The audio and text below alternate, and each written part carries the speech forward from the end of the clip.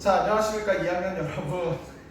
우리 진짜 엊그제까지 서로 급식당에서 같이 밥도 먹고 수업도 하고 모의고사 시험 감독도 만나고 막 하여튼 그랬는데 다시 이렇게 돌아갔네요. 일단은 원격 수업으로 다시 이제 기말고사 범위를 나가게 되어서 뭐 반갑다고 해야 될지 슬프다고 해야 될지 모르겠지만 어쨌든 우리가 할 수 있는 최대한은 좀 하고 나갈 수 있어야 될 것 같습니다. 자, 6월 17일 수요일날 여러분들 나간 직후 다음날 수업은 아시다시피 교통안전 수업으로 대체를 했고요. 이제 6월 18일 목요일부터 해서 이제 여러분들과 함께 진행을 할 예정입니다. 그래서 공지사항 읽어보시면 2차 원격 수업이라고 이제 말을 붙일 거고요. 요 2주간의 기간에. 그리고 요 2주간의 2차 원격 수업 기간 동안에는 우리가 총 A, B, C반 모두 7시간을 나가게 되어 있어요. 근데 우리가 1단원은 이제 경제학의 기초라서 사실은 옛날로 따졌을 때는 정말 2달 바짝 공부해서 딱 시험 보면 되는 그런 구조였었고, 그 다음에 이제 본격적으로 2단원 미시경제부터 들어가기 시작하게 될 텐데 진짜 이제 경제학의 맛을 보는 시간인데 우리가 생각보다 시간이 많지 않거든요. 왜냐면 6월 이렇게 2주 지나가고 그 다음에 7월달 여러분들 돌아왔을 때 수행평가도 해야 되고 그렇기 때문에 생각보다 좀 진도를 타이트하게 나가야 돼요. 예년에는 거의 2달에 걸쳐서 나갔어야 되는 걸 지금 한 달 반 만에 나가야 되기 때문에, 왜냐면 우리 또 8월 초에 기말고사니까. 그래서 요 원격 수업 기간에는 더군다나 여러분들이 블록도 아니고 다 떨어져서 시간표가 진행되다 보니 이번 7시간 동안에는 뭐 선생님도 사실은 조금 이제 체력의 한계가 느껴지기는 합니다. 왜냐면 선생님은 알다시피 1학년 다니면서 1학년 애들도 챙기면서 여러분들 이거 진도는 진도대로 나가야 되고 이렇게 자료도 만들어야 되고 하다 보니까 선생님도 살짝 지금 체력에 부담이 오고는 있어요. 그렇지만 그래도 멈출 수 없습니다. 여러분들과 함께 계속해서 이 7강 동안은 좀 타이트하고 빡세게 나갈 예정이니 여러분들이 좀 잘 따라와 주셨으면 좋겠어요. 자, 중간고사는 뭐 여러분들 돌아오셔서 이제 선수령 답 체크하고 하시겠지만 일단 점수들은 기본적으로 다 아실 거라고 생각을 하고요. 우리 같이 하고 있으니까 좀 여러분들한테 공지를 드리자면은 뭐 객관식은 여러분들 점수 다 아실 거고, 논수령 같은 경우에는요 1, 2, 3, 4, 5, 6번 봤을 때 1번 같은 경우에는 다라, 가나 이렇게 써주셨어야 돼. 다라, 가나. 2번에는 그러니까 마지막에는 하나만 썼으면은 당연히 부분 점수 없음으로 나왔기 때문에 다 각각 1점씩 드렸다 생각하시면 되겠고, 그다음 논수령 2번에 김밥하고 떡볶이하고 핫도그 순편이 구하는 거, 그거 같은 거는 일단은 500 마이너스 500 그래서 떡볶이라고 계산을 해야 되는데, 순편익을 구하는 과정에 있어서 편익에서 명시적 비용 빼고 그 다음에 암묵적 비용 이쪽에서, 그러니까 떡볶이를 구한다고 하면은 이 핫도그 쪽에서의 편익과 명시적 비용을 뺀 것이 여기 들어가야 된다는 그 내용까지 들어가야 돼요. 여기서 생각보다 점수들이 많이 가져가진 않았는데 이거를 그냥 숫자로 푼 친구들이 있거든. 5천에서 3천에서 2,500원을 빼가지고 500원 뭐 이렇게 나왔다, 뭐 마이너스 500원인가 뭐 하여튼 그렇게 나왔다, 이렇게만 풀었으면은 순편익을 구하는 과정은 맞지만 이게 왜 그렇게 되는지에 대한 설명이 제시되어 있는 것이 않기 때문에 얘는 반점 드렸어요. 그렇기 때문에 이 과정에 대해서 편익이 5,000원에서 명시적, 암묵적 비용이라는 걸 정확하게 얘기를 해주고, 순편익은 편익에서 그 다음에 기회비용 빼는 거다라는 이야기까지 들어갔어야지 정확하게 1점 다 가져가셨고, 그러니까 과정 1점, 그 다음에 다 0.5. 근데 이 과정 구하는 과정에서 그냥 숫자만 썼으면 0.5점 드렸다는 거 생각하시면 되겠습니다. 그 다음에 논수령 3번 같은 경우에는 계획경제체제, 시장경제체제 장단점 쓰는 거는 여러분들이 크게 어렵지 않았을 거라고 생각을 합니다. 다만 이제 생산수단의 사적 소유 여부 같은 경우에는 자본주의랑 사회주의를 구분하는 기준이니까 그렇게 썼으면 당연히 점수가 안 나왔고요. 계획경제체제랑 시장경제체제에 대한 정확한 진술이라고만 생각하시면 되겠어요. 그 긍정되는 게. 논수령 4번 예상을 했지만 잘 써줬는데 이제 이렇게 써준 친구들이 있어. 왜 우리가 과열됐을 때 조세는 내리고 정부 지출을 올리고, 내리고 올리고 하니까 무슨 청기백기 미안해. 좀 힘들어 지금. 그다음에 이렇게라도 웃어야지 좀 힘이 날 것 같아서 그래. 자, 침체되었을 때 조세는 올리고, 아, 반대네요. 정부 지출을 줄이고,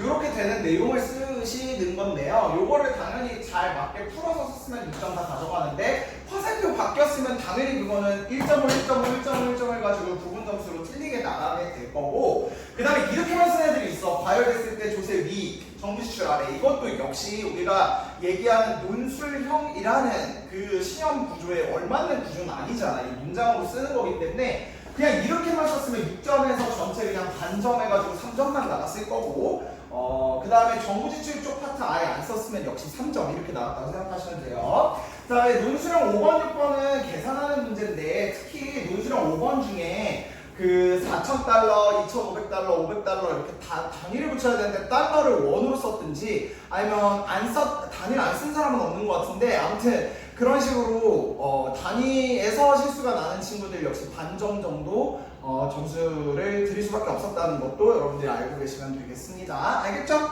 이렇게 해서 논술형 다 채점했으니까 혹시 궁금하신 친구들을 계약하고서 셈하고 얘기할 수 있었으면 좋겠습니다. 자, 그럼 이제 우리는 본격적으로 진도 나가도록 할게요. 50쪽 가보도록 하시고, 교과서 50쪽.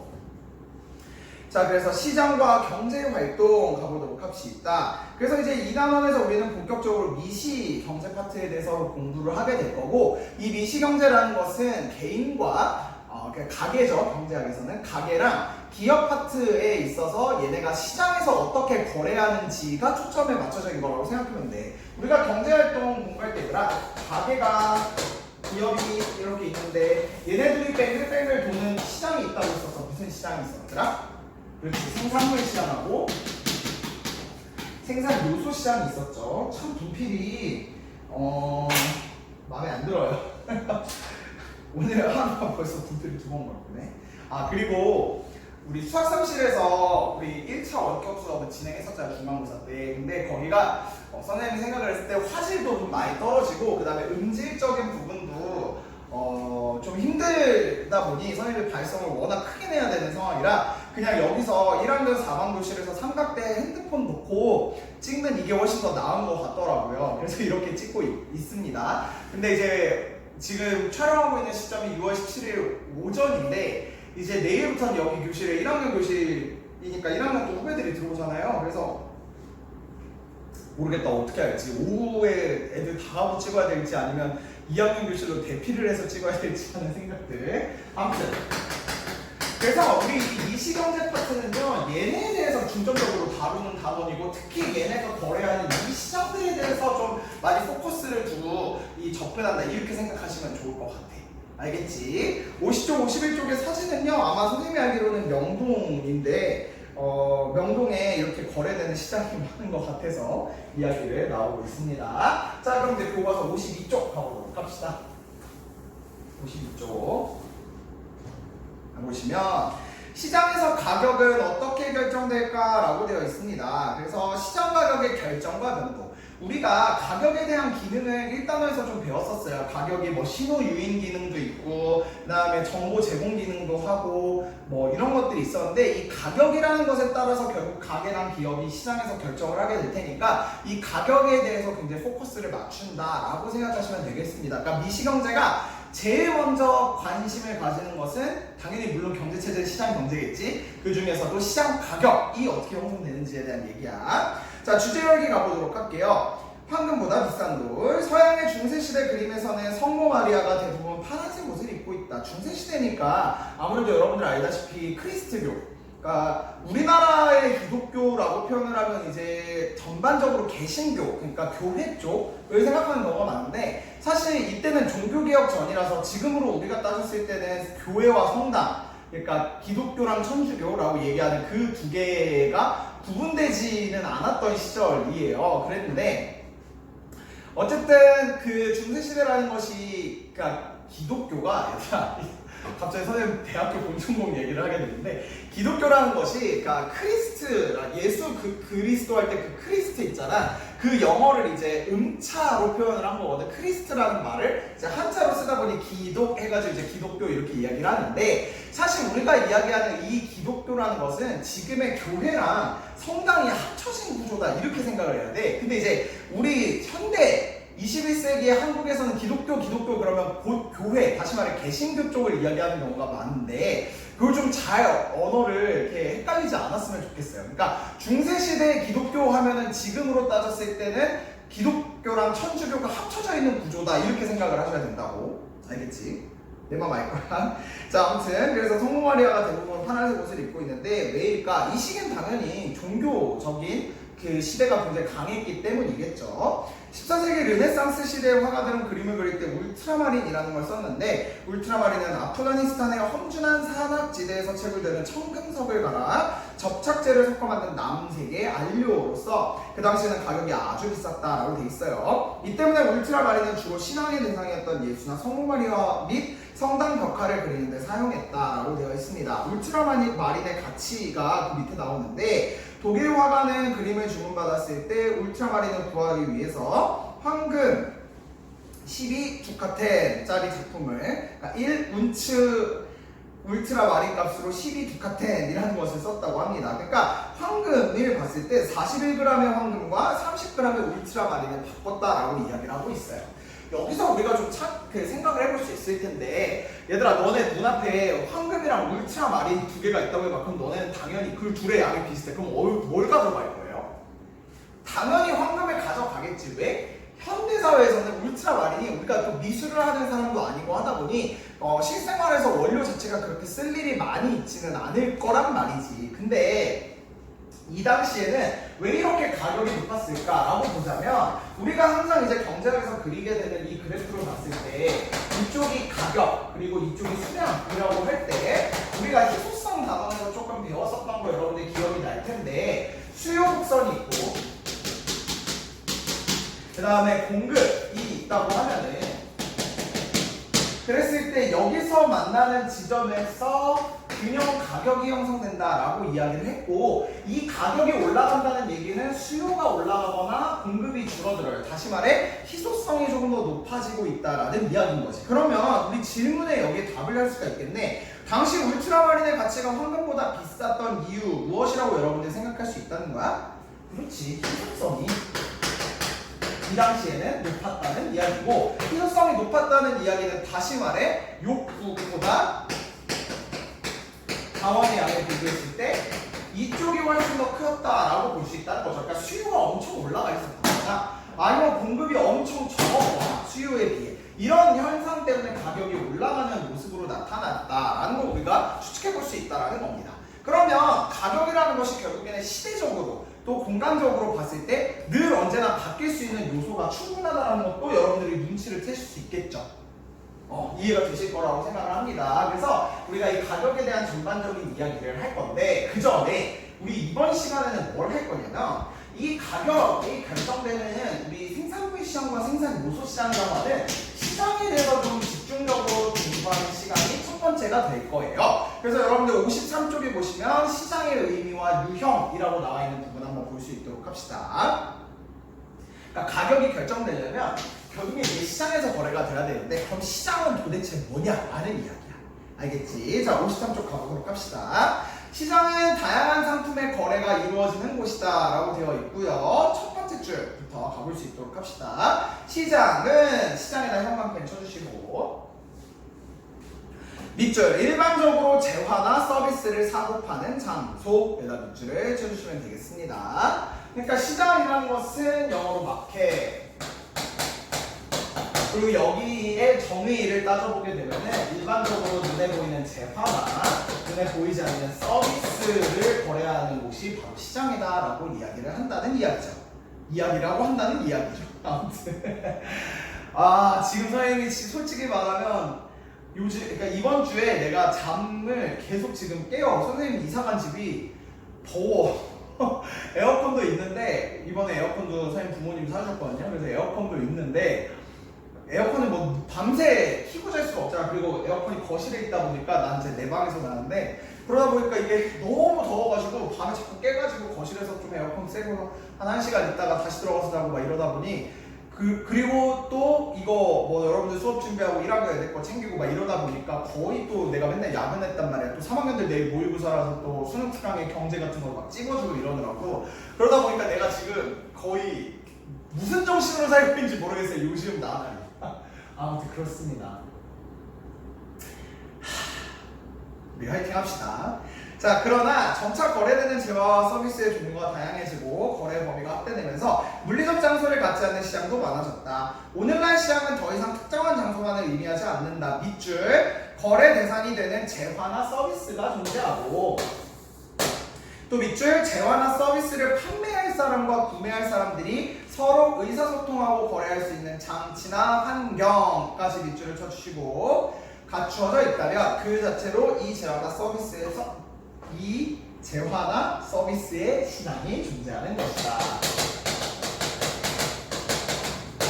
그러니까 시장이라는 것은 쉽게 말해 사려고 하는 사람과 팔려고 하는 사람이 실제로 이 재화나 서비스를 갖고 와서 돈을 주고 서로 거래하는 그 자체가 곧 시장이다라는 얘기고, 그러니까 옛날처럼 무슨 오일장을 가야지만이 내가 거기서 이렇게 거래를 해서 사올 수 있다, 혹은 뭐 내가 슈퍼를 가야지만이 거기를 시장이라고 할 수 있다, 이런 개념이 이제 아니라 이제는 팔고 사는 그 주체들만 있고 그 사람들이 뭔가를 거래만 했다면 그 자체로 우리가 시장이라고 할 수 있다라는 이야기죠. 선생님 작년에도 수업 시간에 얘기해줬지만 양서구 내에서도 매점을 제외한 또 다른 시장이 있다고.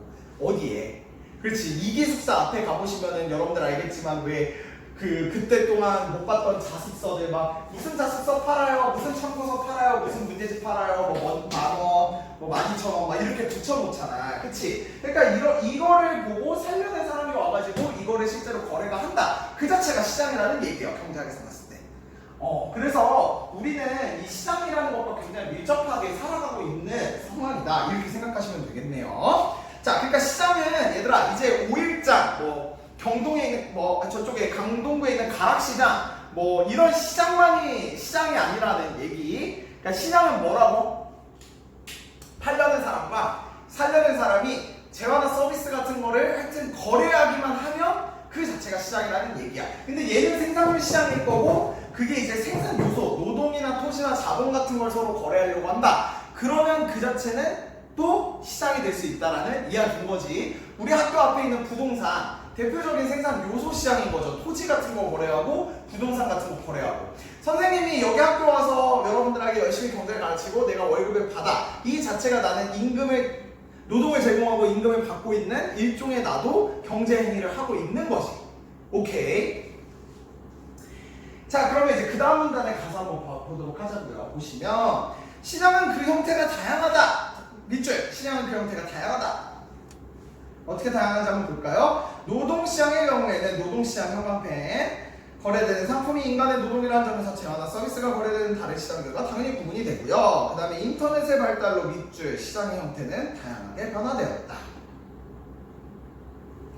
그러니까 재화나 서비스를 거래되는 그 생산물 시장을 우리가 시장이라고, 시장의 전형적인 형태라고 생각하는 경우가 많은데, 거기다 추가적으로 노동, 뭐 자본, 토지 이런 것들이 거래되는 시장도 있다라는 얘기고, 이제 그 형태들, 그렇게 다양하게 있는 형태들이 이제 다양한 모습으로 생겨나고 있다는 얘기야, 지금 서술이. 그래 보시면 예를 들어 주식시장에서는 주식시장 형광펜으로 체크해놓고, 오늘날에는 거래 대부분이 인터넷을 통해 이루어지고 있고요. 온라인 거래나 모바일 거래와 같은 청광펜, 전자상거래 시장 같은 것도 확대되어가고 있다. 그러니까 전자상거래 시장이라는 얘기는, 그러니까 당연히 생산물이 거래될 수도 있고 생산 요소가 거래될 수도 있는데, 그 자체가 이제 소위 말하는 인터넷 쇼핑을 통해서 조금 더 편리하게 구매할 수 있는 것들이 많이 늘어났다는 얘기죠. 여러분들 기숙사에서 그렇게 책 많이 주문하시잖아. 3학년 때 보니까 수능 완성 나왔다고 책을 엄청 시켰던데, 그런 것들도 우리가 대표적인 전자상거래 시장을 통한 거래라고 생각할 수 있겠죠. 그래서 최근에 들어오면은 전자상거래 시장의 확대라는 것이 그 밑에 나와 있습니다. 보시면 오늘날 인터넷의 발달로 사이버 공간에서 거래가 이루어지는 전자상거래 시장이 활성화되고 있고요. 전자상거래 시장, 형광펜 쳐놓고 사람들이 서로 대면하지 않고 인터넷을 통해 상품을 사고 파는 시장으로 밑줄 정보통신 기술이 발달하면서 새롭게 등장에다가 밑줄 칩시다. 그 위에 거에도 밑줄 쳐주고 사람들이 서로 대면하지 않고 인터넷을 통해 상품을 사고 파는 시장.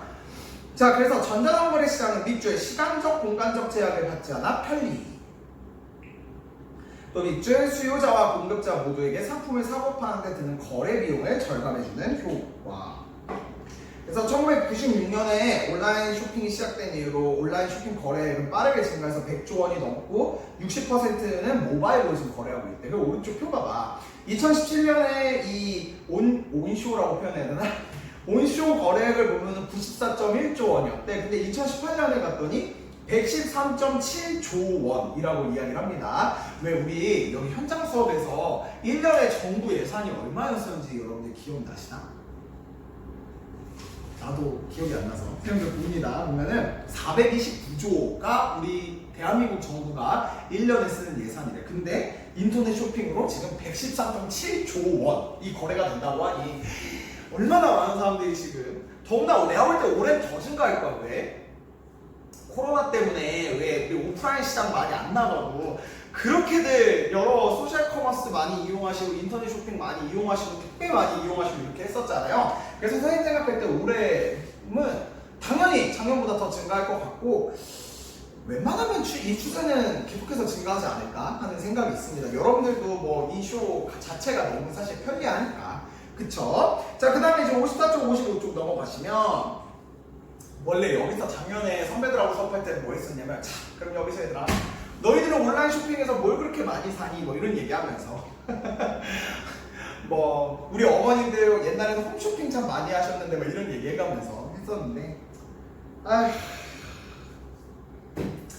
아니에요. 참 또 안 좋은 것만 얘기하면 안 좋게 보여. 알겠지? 그러니까 좋은 것만 봅시다. 자, 54쪽하고 55쪽이 있는데요. 54쪽 보시면 시장에는 완전 경쟁 시장과 불안정 경쟁 시장이 있다가 있고 55쪽엔 시장에는 생산물 시장과 생산 요소 시장이 있다 있는데 55쪽은 사실 얘들아 이제는 알아야지. 그래서 55쪽 먼저 좀 하고 가자. 55쪽 보면 밑줄 여러 가지 상품이 거래되는 시장, 밑줄 생산물 시장, 형광펜. 그 다음에 또 밑줄 토지, 노동, 자본 등의 생산 요소가 거래되는 시장. 그 다음에 생산 요소 시장 형광펜 쳐주시고 그 밑에 내용은 여러분들이 다 알 거라 생각해서 내가 굳이 안 읽고 설명도 안 할게. 우리 이미 1단원에서 한 거니까. 그리고 55쪽엔 이거야. 시장에서는 어떤 것들이 거래될까? 떡볶이 파는 아저씨가 있는데 이 아저씨가 떡볶이를 팔았어요. 그래서 그걸 열심히 먹은 사람이 다시 이제 일을 하러 갔어. 그래서 내가 뭔가를 또 물건을 팔아. 그럼 그걸 또 했던 사람이 왔는데 떡볶이집 아저씨가 거기 가서 또 물건을 산다. 지금 무슨 얘기를 하고 있는 거냐면 시장은 서로가 다 연결이 되어 있다라는 이야기야. 이거를 지금 막 카드 같은 걸 만들어가지고 서로 역할극을 해보자 뭐 이런 건데 그것까지 하면 나 진짜 현타가 올 것 같으니까요. 우리 54쪽을 좀 갈 수 있도록 하자고요. 자, 그래서 54쪽이 사실은 본격적인 여기 경제학에서의 내용이다 생각해 보겠습니다. 54쪽의 시장의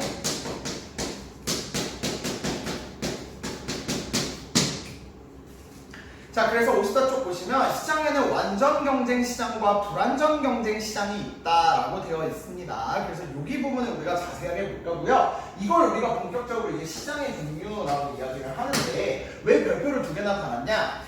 혹시 여러분들 중에 나중에 경제학과 가시거나 아니면 대학교 가셔가지고 경제학 인문과 같은 상경계열 수업을 듣는다라고 했을 때 우리 지금 이거는 교과서 한쪽으로 정리했고 그걸 이제 선생님이 개념 프린트로 17쪽, 18쪽 자료실에 올려드렸는데 거기에 두 쪽으로 표현된 내용이 사실은 그 시장이 4개가 있거든. 일단 들어봐. 완전 경쟁 시장, 독점적 경쟁 시장, 독점 시장, 과점 시장 이렇게 4가지가 있는데 각이 아예 한 챕터야.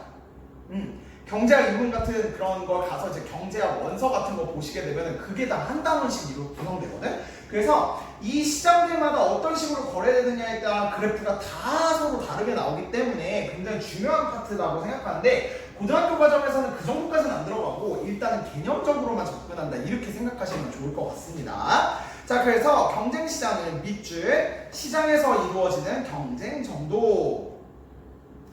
그래서 완전 경쟁 시장 형광펜, 불완전 경쟁 시장 형광펜 쳐주시고요. 자, 그래서 완전 경쟁 시장 형광펜 쳐주시고 밑줄 개별적인 생산자와 소비자가 시장의 가격에 아무런 결정을 미치지 못하는 시장. 그리고 우리 네 가지 특징이 나오는데 그 네 가지 특징 넘어서서 그 다음을 문단에 먼저 좀 밑줄을 치고 가자. 완전 경쟁 시장은 현실에서는 찾아보기 힘든 이론적, 이상적 시장이며 시장은 대부분 불안전 경쟁 시장의 형태로 존재하는데 불안전 경쟁 시장 형광펜 쳐주시고 밑줄 시장 참여자의 수가 제한적 밑줄 그 다음에 거래가 이루어지는 상품들이 동질적이지 않은 시장에다가 밑줄을 쳐주시면 되겠습니다. 자, 그래서 일단은 교과서의 서술이 사실 너무 단순해가지고 여러분들하고 좀 프린트를 보면서 이야기를 해주고 싶어. 그래서 프린트 꼭 여러분들 출력해 오셔서 17쪽, 18쪽 펴놓고 우리 이제 본격적으로 프린트를 보면서 수업을 좀 진행할 수 있도록 합시다. 자, 보시면 시장의 기능이 나와요. 일단은 우리가 앞에서 다룬 건데 얘들아, 시장이라는 것은 다시 말해 팔려는 사람과 살려는 사람이 하여튼 뭔가를 거래하기 위해서 만나는 곳이 시장이라고 이야기했는데 옛날에는 이런 시장이 많이 없었잖아. 그러니까 자급자족, 자기가 만들어서 자기가 먹고 자기 가족들끼리만 서로 공유하다가 이제는 서로 잘하는 것들의 분업과 특화를 해서 서로 교환, 시장을 통해서 이제 서로 거래를 하는 건데 그렇게 거래되는 시장이 어떠한 좋은 점이 있냐라는 게 여기 설명되어 있는 겁니다. 자, 첫 번째, 자원의 효율적 배분. 시장 가격에 따라 생산과 소비 활동의 기준이 형성된다라고 돼 있어요. 그러니까 내가 딱 봤을 때 내가 어떤 거를 지금 생산하는 것이 좋을까라는 것을 시장에 나가보면 알 수 있다는 거지. 선생님이 지금 당장 노동시장에 예를 들어서 축구선수 노동시장에 갔어. 선생님 연봉을 뭐 얼마나 받겠니? 선생님 원래도 막 그렇게 축구를 좋아하고 이런 성격이 아니기 때문에 거기 가면은 하여튼 안 될 거야. 그럼 내가 이제 사회를 가르치는 곳으로 딱 왔어. 그러면 어떻겠니? 그래요. 뭐 저는 지금도 굉장히 만족은 하고 있습니다만 어쨌든 다른 여러 가지 것들을 보다는 선생님은 내 생사는 사회를 가르치는 쪽에 훨씬 더 적성도 맞고 실제로 더 잘할 수 있는 영역인 거잖아. 그런 것이 이제 시장에 나가보면 확실히 알 수 있다는 거야. 오케이. 다음 두 번째, 거래 비용 감소. 거래 상대방을 찾고 교환 조건을 탐색하는데 드는 비용이 감소한다라고 돼 있어요. 나 지금 뭐가 필요한데? 그러면 그전에는 원래 정보를 찾아가지고 뭐 옆집 순이네 누구네 가가지고 뭘 가져와야지 이게 아니라 시장만 가면 물건을 사올 수 있는 거다라고 생각할 수 있겠습니다. 선생님이 지금 수업을 하는데 옆에 교감 선생님이 지나가셨어요.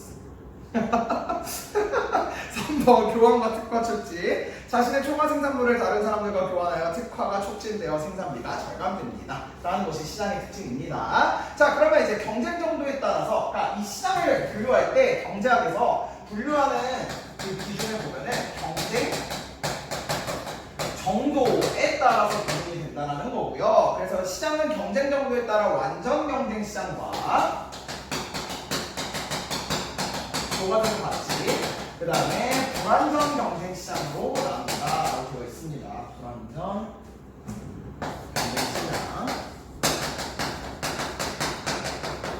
자, 그래서 보시면 불완전 경쟁 시장은 공급자가 하나만 존재하는 독점 시장, 공급자가 소수가인 과점 시장으로 나눌 수 있고 이외에도 완전 경쟁 시장과 독점 시장의 성격을 모두 지닌 독점적 경쟁 시장이라는 것이 있다라고 되어 있고요. 그래서 이 불완전 경쟁 시장이 다시 세 가지로 나누어지는데 이게 이제 독점적 경쟁 시장, 그 다음에 과점 시장, 그 다음에 독점 시장으로 나누어진다라고 되어 있습니다. 얘네를 서로 구분하는 기준은 지금 여러분들이 프린트를 통해서 보시었으면 아시겠지만 바로 공급자의 수로 나누어집니다. 그러니까 우리가 이 개념을 정확하게 살피는 데 있어서 얘들아 기준에 대해서 정확하게 알고 있어야 돼. 경제학에서 시장을 분류할 때 첫 번째는 경쟁 정도에 따라서 완전 경쟁과 불완전 경쟁으로 나누는 거고 이 불완전 경쟁 시장은 다시 공급자가 몇 명이냐에 따라서 독점적 경쟁 시장이기도 하고 과점 시장이기도 하고 독점 시장이기도 한다라고 되어 있다는 거 확인하시면 되겠습니다. 자, 그럼 이제 각각의 특징들 당연히 살펴봐야겠죠. 완전 경쟁 시장 공급자의 수는 다수, 그리고 독점적 경쟁 시장 다수, 과점 시장 소수, 독점 시장 하나. 상품의 질 동질, 이질, 동질, 이질, 동질. 동질, 이질, 동질, 이질, 동질. 아니야. 이렇게 설명하지 말고 그러면 우리 하나하나 좀 설명을 할 건데 작년에도 선생님 여기를 수업해보면서 느낀 게 뭐냐면 이 완전 경쟁 시장은요 미리 얘기하자면 이거는 굉장히 아이디어가 시장이에요. 3학년 때 수업 있습니다. 그치? 그 다음에 얘는 현실 리얼이라고 쓸까? 미안합니다. 자, 아무튼 그러니까 완전 경쟁 시장은 뭐냐면 굉장히 이론적이고 추상적이고 시장이라는 형태 자체를 진짜 학문으로 생각하기 위해서 이렇게 구축해 놓은 모델이라고 생각하시면 되고 근데 실제는 이런 불완전 경쟁 시장으로 나타난다는 이야기야. 그러면 우리가 완전 경쟁 시장을 먼저 살펴보면은 시장 자체가 이렇게 구성이 되는구나라는 그런 이상적인 모델을 우리가 살펴볼 수 있을 거고 그 다음에 현실적인 부분에서의 이 차이점을 알기 위해서 우리가 현실 얘기를 많이 하면 좋잖아. 작년에도 선생님이 여기 부분 수업할 때는 그냥 기업의 이름을 막 까발렸었어. 그러니까 그거는 여러분들이 조금 양해를 해주셨으면 좋겠어요. 왜냐면 혹시나 만약에 아버님, 어머님이 이제 일하시는 회사나 직종이거나 이럴 수 있으니까. 그러면 전혀 그런 의도로 얘기하는 건 아닙니다. 알겠지? 자, 그럼 일단 완전 경쟁 시장 당연히 살펴보도록 하자. 완전 경쟁 시장은 어떤 시장이냐면 얘들아, 수많은 소비자와 생산자가 존재하며 기업들은 완전히 동질적인 상품을 생산해서 동일한 가격에 사고 파는 시장이에요. 그럼 이게 뭔 소리냐 보자고. 그러니까 여기도 시장이니까 얘들아 수요자랑 공급자가 있을 거 아니에요. 수요 공급은 우리가 다음 시간이나 다다음 시간에 더 디테일하게 배우겠지만 이거는 그러니까 여기서는 그냥 사려는 사람 그 다음에 얘는 팔려는 사람 이렇게 생각을 하시고요. 아까의 그 시장의 그 정의에 우리가 부합을 할 것 같아. 사려는 사람, 팔려는 사람. 오케이. 자, 그랬을 때 완전 경제 시장은요 이 사람들이 엄청 많아요. 다 똑같은 사람은 아니고요. 하여튼 엄청 많습니다. 수학으로 표현할게요. A1, A2, A3, 쭉쭉쭉쭉쭉 AN 쭉쭉쭉쭉 많은 거야. 근데 공급자, 팔려는 사람도 어떻다는 거야? B1, B2, B3, 쭉쭉쭉쭉쭉 BN 쭉쭉쭉쭉 많다는 거야. 그러니까 이렇게 많으면 어떤 효과가 나타나게 되냐면 얘들아 한 사람이 왔어. 이전에 이것부터 설명하자. 그리고 완전 경쟁 시장은 얘들아 예를 들어서 연필은 너무 옛날 얘기다. 분필을 사고 판다라고 이야기하면은 분필의 형태가 완전히 다 똑같아. 그리고 이 분필의 가격도 서로 다 똑같아. 그럼 얘들아 생각해봐. B1도 똑같은 형태의 분필 1,000원, B2도 똑같은 형태의 1,000원, B3도 똑같은 형태인데 1,000원 이런 식으로 쭉 있으면 사려는 사람이 딱 와가지고 어디를 가나 다 똑같잖아. 그치? 그냥 아무한테나 가서 사오면 돼요. 이런 특징이 있고 그 다음에 두 번째가 뭐냐면 여기 또 다른 사람이 한 명이 와서 나 이제 또 한번 분필 사업을 해봐야지 하고서 이렇게 딱 왔는데 여기가 다 똑같다며. 같은 형태랑 같은 가격이래요. 그러면 이 사람도 결국에는 어떻게 따라갈 수밖에 없는 거야? 그렇지. 그냥 그 가격을 받아들이고 그 다음에 그 분필을 팔 수 있도록 한다라는 거야. 그러니까 얘가 예를 들어 분필이 1,000원에 판다고 해서 얘가 900원을 판다 이렇게 설정을 해놓는 게 아니라는 이야기야.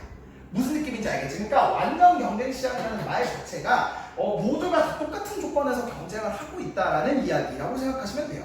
오케이. 자, 그래서 거기 보시면 공급자의 수 다수, 그 다음에 상품의 질이 동일, 그리고 진입장벽이 없어요. 진입장벽이라는 건 새롭게 내가 한번 그 사업에 뛰어들어볼까 하고 공급자가 오는 건데 새로 오는 사람도 역시 쉽게 들어올 수 있는 시장이다 라는 소리인 겁니다. 그렇기 때문에 개별 경제 주체가 시장 가격에 영향을 미칠 수 없음이라는 특징을 가지고 있다는 거야. 그러니까 이 B3나 B7이나 그 다음에 A6나 무슨 아이돌 그룹 얘기 같은데 아무튼 이런 각각의 한 명 한 명이 어떤 시장 가격을 막 결정하고 막 내 맘대로 올리고 내리고가 아예 불가능한 시장이라는 거야. 그럼 뒤집어서 얘기하면 이 사람들도 다 어떻게 되냐면 가격 자체가 시장에서 형성되어 있는 걸 그대로 받아들일 수밖에 없는 조건으로 가거든요. 그래서 우리가 그걸 뭐라고 표현하냐면 그 밑에 완전 경쟁 시장의 특징 봐봐. 그래서 이 완전 경쟁 시장의 가격을 어떻게 결정되냐면 원래 있었던 대로 그냥 주어지는 대로 받아들이는 거기 때문에 수요자든 공급자든 다 가격을 그냥 있는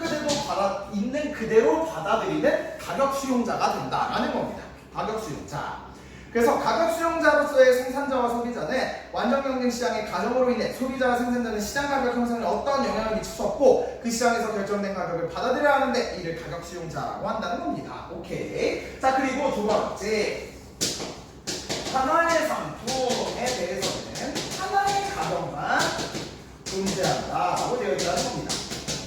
아까 얘기했지, 분필이라는 거를 1000원으로 설정해서 모두에게 다 똑같이 적용이 되니까 그 분필이라는 것은 하나의 가격으로만 받아들인다라는 얘기. 시장에서 형성된 가격을 받아들여야만 하고 가격 변화에 대한 완전한 정보를 갖고 있다면 시장 내에 존재하는 모든 상품의 가격은 단 하나밖에 존재할 수 없다라는 거고, 그거를 이제 우리가 다른 말로 뭐라고 표현하냐면 하나의 상품이 하나의 가격을 가진다라는 뜻의 일물일가의 법칙이라고 표현해요. 이 완전 경쟁 시장에 가지고 있는 이 가격의 특징을. 그래서 이 일물일가의 법칙에 대한 특징은 그 뒤로 넘어가 보시면 18쪽에 나오는데요.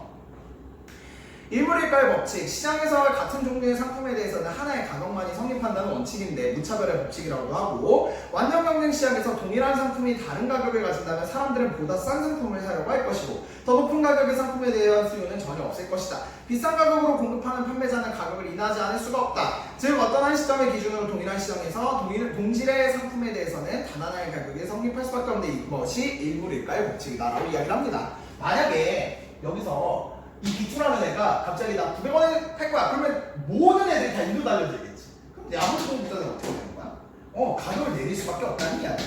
근데 그러면 모두가 다 손해잖아. 그럼 다시 가격이 다 어떻게 돌아가는 거야? 올라가는 거지. 그런 식으로 결국에는 모두에게, 그러니까 이게 아이디어 이상적인 시장이니까 이런 식의 형태의 시장이 현실은 없고 우리가 그냥 이론적으로 생각했을 때 그렇게 되겠다라는 이야기인 거죠. 다음 세 번째. 가 아니네요. 완전 경쟁 시장은 수요와 공급의 원리를 통해 자원이 효율적으로 배분되는 시장이다. 완전 경쟁 시장을 제외한 불완전 경쟁 시장에서는 공급자가 시장 지배력을 가지고 있어 수요 공급의 원리를 완전히 적용하기 어렵다라고 되어 있어요. 이런 시장을 우리가 왜 설정을 해뒀냐면, 그러면 결국 이 가격은 어떻게 형성되냐? 그러니까 모두가 다 가격을 받아들인다며 하나밖에 없는 그 가격을, 일물일가의 법칙의 그 가격을 모두 그냥 수요자랑 공급자가 받아들이는 가격 수용자인데 그 가격이 어떻게 형성이 되냐라는 이야기야? 그렇지, 그래프를 따져봐서 수요 공급에서 딱 만나는 이 점에서 형성된 가격을 모두가 다 받아들인다라는 얘기야. 그래서 사실 이 수요와 공급의 원리라는 그래프를 해석하기 위해서 설정해놓은 가장 이상적인 시장이다. 이렇게 여러분들이 접근하시면 된다는 얘기죠. 괜찮죠? 그러니까 이론적 시장. 자, 그럼 이제 우리는 현실적인 시장을 갈 거예요. 불안정 경쟁 시장. 얘들아, 우리가 가격이 수요자랑 공급자가 만나서 형성된다는 얘기는 많이 들어봤지만 너희들이 시장 가가지고 저 핸드폰 이거 60만 원에 주세요. 그리고 내 친구들 다 60만 원에 산대요. 이렇게 얘기한다고 거기서 그러면 60만 원에 해줄게. 이런 경우 봤어, 못 봤어? 그치. 대부분 가격들은 여러분 어떤 식으로 설정이 됩니까? 대부분은 공급자가 설정한 대로 받아들이는 경우들이 많다는 얘기. 그러면 결국에는 현실적으로 봤을 때는 이렇게 모두에게 다 똑같이 적용되는 게 아니라 공급자가 훨씬 더 힘을 많이 가지고 있는 불안정 경쟁 시장이라는 얘기야. 오케이. 자, 그래서 보시면, 자, 불안정 경쟁 시장에는 종류가 이렇게 세 가지가 있습니다. 독점적 경쟁 시장, 과점 시장, 독점 시장. 그래서 독점적 경쟁 시장은 이 공급자의 수가, 그러니까 수요자에 비해서 공급자의 숫자가 더 적고 그렇기 때문에 공급자가 힘이 더 많은데, 이 독점적 경쟁 시장은 공급자 수가 다수고 그 다음에 과점 시장은 소수고 독점 시장은 하나다라고 이야기를 합니다. 선생님, 근데 이렇게 얘기하면요, 다수랑 소수를 구분하는 기준이 좀 애매모호하지 않아요? 이렇게 이제 표현을 할 수가 있단 말이야. 그래서 우리가 이제 사회에서 이렇게 용인될 때 같은 그러니까 같은 품목에 대해서 공급하는 기업이 하나 있으면 독점, 그 다음에 통상적인 기준으로는 2개에서 6개 정도밖에 공급자가 없으면 그걸 우리는 과점 시장이다라고 이야기를 하고요. 그 다음에 7개가 넘어갈 때 그때 우리가 독점적 경쟁 시장의 성격을 갖다라고 여러분들 생각하면 된다는 거야. 대표적인 과점 시장에 여러분들 뭐가 있을까? 선생님 딱 떠오르는 거 핸드폰 통신 요금 회사가 딱 떠올라요. S로 시작하는 회사랑 K로 시작하는 회사랑 L로 시작하는 그런 회사들. 그치? 대표적인 과점 시장이다. 이렇게 생각하시면 되겠습니다. 자, 그래서 우리가 하나하나 좀 살펴볼 건데요. 일단은 독점적 경쟁 시장보다는 독점 시장부터 좀 여러분들하고 설명을 해야지 훨씬 더 이해가 될 것 같아. 그래서 하나하나 좀 보도록 하자. 자, 독점 시장은요. 공급하는 시장이 공급자가 하나밖에 없으니 당연히 상품은 어때? 그 사람이 공급하는 게 모든 것이기 때문에 동일할 거예요. 그 다음에 보시면은 진입 장벽이 매우 높대. 우리가 여러분들 지난 시간에도 내가 설명해 드렸지만 시장 실패 설명하면서 왜 독과점이 문제 있다 이런 얘기들 많이 했었잖아. 그러니까 시장 실패, 시장을만 맡겨놨더니 이렇게 이 공급자가 얼마 생기지 않는 독과점의 문제는 좀 문제가 있을 수 있다라고 이야기를 한다는 건데 이 얘기를 뒤집어 얘기하면은 그만큼 그 사업에 끼어들기가 다른 사람들의 입장에서 봤을 때는 어렵다는 이야기. 그러니까 진입 장벽이 높은데 어느 정도로 높냐면 4개 시장 중에서 매우 높은 정도로 나타난다라는 얘기고요. 대체재가 없으므로 공급량 조절을 통해 가격에 영향을 미친다라고 되어 있어요. 그러니까 얘만 존재하니까 공급자가 얘가 하자는 대로 모두가 다 따라가자는 거야. 분필을 예를 들어서 바구심만 판다고 해봐. 그러면 내가 분필 하나에 대해서 100억 원에 팔게 하면은 뭐 어떻게 해야 될까? 분필을 만드는 다른 사람이 없으면 다 100억 원에 사가야 된다는 얘기지. 부자 되기 쉽네. 맞아요. 그래서 여러분들 옛날에 그 국어 시간 혹시 고전소설 배우셨는지 모르겠는데 허생전인가? 왜 그 맨날 집에서 글만 읽고 노는 걸 보고 너 좀 나가서 돈 좀 벌어와 막 이랬더니 돈 버는 거 되게 쉬운데 하고 가가지고 거기에 지역에 나는 모든 그 해당 물건을 다 사서 자기 혼자 그걸 하여튼 빚을 내서라도 다 샀대. 다 끌고 모아가지고 이제 자기만 그걸 독점해서 팔면은 훨씬 더 비싸게 팔았다. 뭐 이런 내용의 고전소설인데 대표적인 독점을 이용한 예시다라고 생각하시면 되겠죠. 자, 그래서 이 독점 시장, 상품의 공급자가 단 하나인 시장으로서 특징을 보시면 17쪽에 독점 시장의 특징은 시장에서 어떠한 상품을 공급하는 기업이 단 하나의 경우 그 시점을 독점 시장이라고 하고 해당 기업을 독점 기업이라고 한다. 독점 기업은 비슷한 대체재가 없는 상품을 경쟁자가 전혀 없이 공급할 수 있기 때문에 독점 기업은 시장에 공급하는 상품의 수량을 조정하여 가격을 결정할 수 있는 가격 결정자이다. 얘는 수요자는 공급자는 다 가격 수용자, 주어진 거를 받아들여야 돼. 근데 얘 같은 경우에는 공급자가 결국 가격을 결정해서 그게 전반에 영향을 미치는 거죠. 그러니까 공급자가 곧 가격 결정자다라는 이야기인 거고요. 근데 그럼 얘들아 독점이 왜 일어나게 될까? 그게 여러분들 뒤집어 보시면 프린트 18쪽에 나오게 되는데요. 독점이 가능한 이유 첫 번째로는 법적 제도 때문이래. 우리나라 대표적으로 담배 회사는 한국담배인상공사 그 영어로 KTNG라고 하는데 거기만 해당이 돼요. 왜? 담배라는 것이 유해하기도 하고 이제 너무 많은 기업들이 생산하게 되면 우리 사회 전반적으로 안 좋아질 수 있기 때문에 딱 독점으로 하나만 만들어서 생산해서 판매할 수 있도록 하려고 이렇게 법으로 그냥 이렇게 해놓은 거지. 다음 두 번째 특허권. 새로운 발명이나 기술 개발에 대한 일정 시간 독점 사용권에 부여한다라는 겁니다. 특허청이 우리나라에 있죠. 근데 이 특허라는 제도를 왜 두고 있냐면 어떤 사람이 기술이나 어떠한 새로운 물건을 만들어서 일정 기간 동안 그 사람에게 특허를 주면 그 사람한테만 그 기술이 가질 수 있는 거야. 그러니까 그 사람이 팔아도 되는 그건 이제 자유인데 그 사람. 근데 어쨌든 이 특허권이라는 것을 보장하고 있는 것 자체가 이 기술을 개발하고 뭔가 그런 쪽에 관심 있는 사람들에게 유도할 수 있는 방침이지. 내가 특허 신청해서 나만 좀 독점적인 그런 유인을 가질 수 있어야지. 이런 것 때문에 그 사람에게 일정 부분 독점을 유지할 수 있는 그런 권리를 준다는 거죠. 그게 이제 특허권인 거고. 세 번째, 희귀한 자원이나 요소의 독점 사용권을 가진 경우. 희귀한 자원이나 요소. 그 다음에 네 번째는 보시면 비용상의 우위 때문에.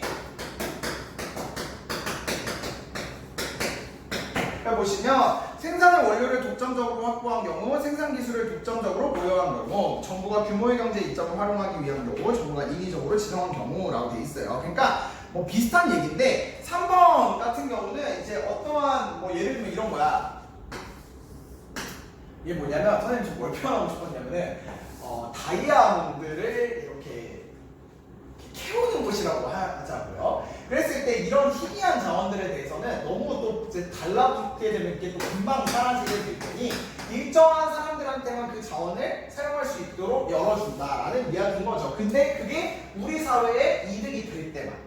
그치? 그래서 이런 식으로 그러니까 얘네들과 크게 차이는 없는 거다 생각하시면 되겠고 비용상의 우위 때문에 사실은 대부분의 독점이 일어나요. 얘들아 만약에 철도를 다양한 기업들이 생산할 수 있도록 해보자고 하자. 근데 그러려면은 이 철도 서비스를 운행을 하려면 기차 레일 깔고 그 다음에 그거 땅 평평하게 고르고 그 다음에 그거 시운전도 해야 되고 그 다음에 기차도 만들어서 사야 되고 그 다음에 그거를 이제 운영하기 위해서 뭐 사람들도 하고 뭐 이런 것들이 드는데 거기에 기업이 돈을 쓰기에는 너무 돈이 많이 들어간다는 거야. 그러니까 비용상의 우위, 다시 말해서 그냥 이거는 정부가 일제히 다 생산을 할게. 그러면 너희들이 신경 안 쓰고 그냥 정부한테 맡겨주면 되잖아 라는 식으로 훨씬 독점하는 것이 쌀 경우에 독점이 일정 부분 유지가 될 수 있다는 얘기예요.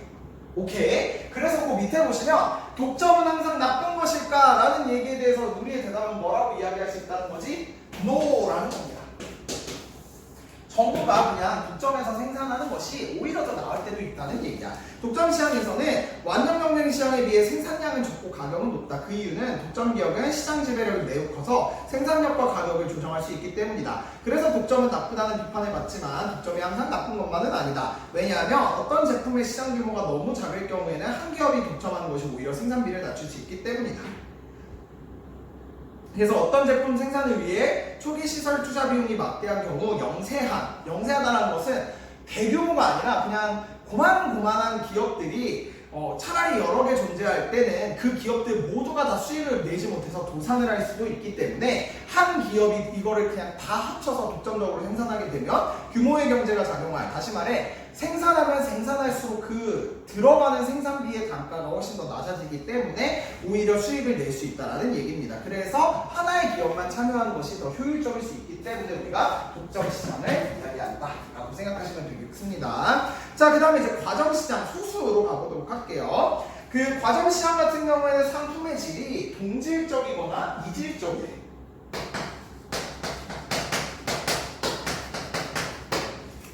이거는 어떻게 설명해 주면 좋냐면 아까 얘기했지만 과점시장에 얘들아 그 핸드폰 통신사가 있고 그 다음에 정유 회사가 있는 그런 예시를 좀 생각을 해보면 좋겠다. 핸드폰하고 정유 회사. 얘들아 핸드폰 회사 요금제는 비슷비슷하지. 선생님 같은 경우는 지금 S로 시작하는 회사에 가입되어 있는데 나는 이제 뭐였더라? 티라지였나? 하여튼 100기가짜리예요 한 달에.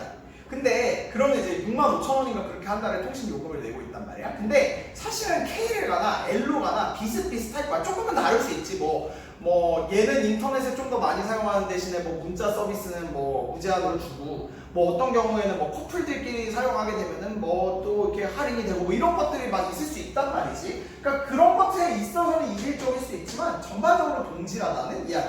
정유사도 얘들아 주유소 생각하면 돼. 주유소를 생각했을 때 딱 생각나는 회사들 뭐뭐 있어? G로 시작하는 회사 있고 그 다음에 주유소에 S로 시작하는 회사도 있고 왜 이런단 말이야. 근데 거기서 판매하는 휘발유라는 것이 뭐 경유라는 것이 그렇게 서로 차이가 있나요? 그런 거 아니죠. 그러니까 이질적인 부분도 있고 동질적인 부분도 있다라는 얘기입니다. 그렇고 진입장벽은 높습니다. 근데 얘보다는 높아요. 얘보다는 높고 그 다음에 상호 의존적이고 담합이 일어날 수 있다. 그래서 소수의 공급자들이 동질 또는 약간의 차별성이 있는 이질적인 상품 및 서비스를 제공하는 시장이 과점시장이다라고 이야기를 합니다. 그러니까 결국에는 한 두세 개 있는 사람들끼리 자기들의 이익을 높이기 위해서 서로 상호 의존적일 수밖에 없고 담합이 일어나기 되게 쉬운 구조라는 얘기야. 이 담합이라는 것은 결국에는 두세 개 있는 그 기업들끼리 서로 가격을 다 맞추는 형태를 이야기를 하는 건데 이렇게 되면 어떤 효과가 나타나냐면 독점과 비슷한 효과로 가게 돼요. 만약에 예를 들어서 A라는 곳이 4만원, B라는 곳이 4만원, C라는 곳이 4만원이야. 그러면 소비자가 얘네한테 가가지고 어떻게 하는 거야? 어딜 가나 4만원이니까 4만원을 내고 살 수밖에 없어. 근데 그렇게 만약에 얘네 셋이 담합을 해서 이번에 다 같이 5만원에 올리자 해서 5만원, 5만원, 5만원이야. 그러면 소비자 현재는 어떨 수밖에 없는 거야? 어디에 가서든지 5만 원을 내고 살 수밖에 없다는 거야. 그럼 이쪽에 훨씬 더 이익이 많이 갈 수밖에 없겠죠. 그러니까 얘네들이 서로 상호 의존적일 수밖에 없다는 얘기고, 그래서 담합이 일어나기 쉬운 구조. 그래서 사실은 이 과점을 우리가 그러니까 꼭 나쁜 것이다 라고 이야기할 때 나쁘게 갈 수 있는 여지가 제일 많은 시장이다, 이렇게 생각하시면 된다는 겁니다. 오케이. 자, 그래서 뒤에 넘어가시면 과점 시장의 특징, 이윤 극대화를 위해 다른 공급자의 생산량과 가격을 고려해야 하는 상호 의존적 특징이 있으며 담합이 발생할 가능성이 있을. 진입 장벽이 매우 높고 소수의 공급자들은 가격 통제력이 큼이라고 되어 있어요. 자, 그리고 과점 시장과 담합을 보시면 과점 기업들은 상호 간의 치열한 가격 경쟁을 피해서 가격과 수량을 협의하여 결정할 수 있다. 이러한 행위를 담합이라고 한다.